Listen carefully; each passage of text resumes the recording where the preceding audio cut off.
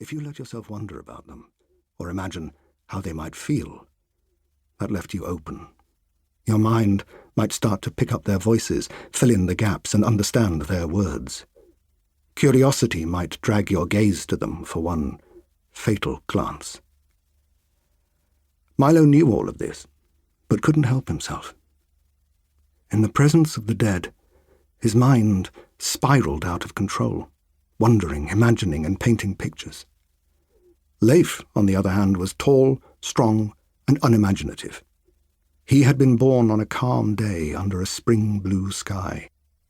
And again, perhaps for him, all days were calm. He never seemed to lose his temper, even when he found himself in a fight. He would have made a good war horse, Milo sometimes thought, mild and unshakable, even as cannons thundered on all sides.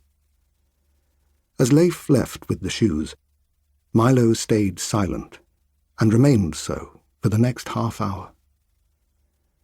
"Stop thinking about it," Milo's father said. But Milo couldn't stop thinking about the dead girl. He thought of her walking barefoot after Leif, unable to resist the pull of her shoes. He wondered if she still felt the cold.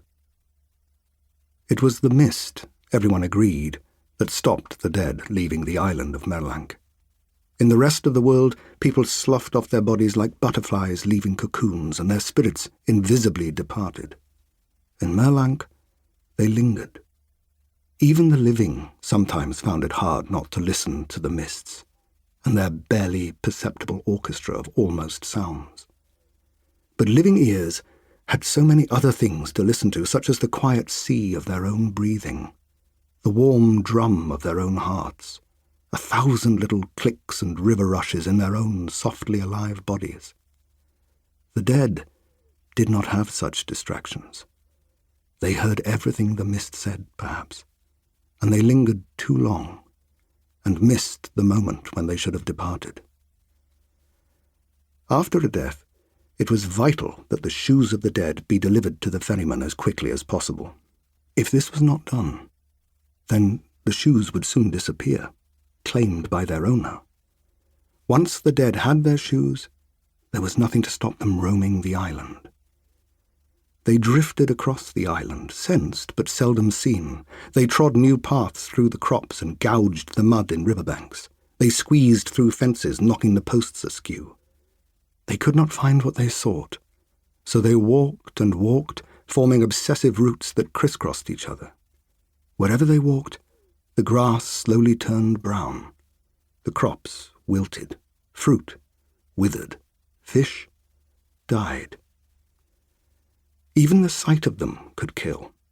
Anyone unlucky enough to meet the dead face to face and look into their eyes sickened afterwards or died immediately. It was the task of the ferryman to help the wandering dead and take them to the island of the broken tower, the place from where they could move on.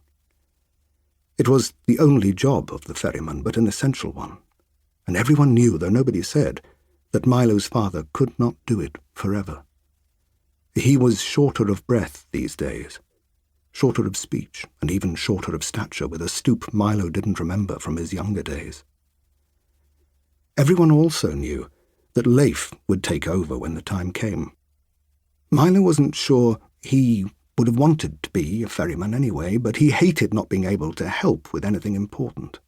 It made him feel useless, the only member of the family too weak to carry his share of the weight. That evening, when sunset had dulled to a gammon-coloured stain, the Lord himself came calling, and demanded his daughter's shoes back. The bereaved sometimes did this when they weren't ready to say goodbye. Usually it was a child, though, or a distraught teenage love, not the Lord of Merlank in his robe, gold chains, and sealskin gloves. Milo watched through a window as his father and brother went out to meet the Lord.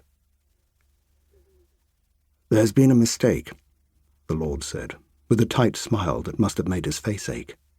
"My wife made a mistake. My daughter isn't dead, just very ill. I'll need her shoes back. They're her favourites." There is no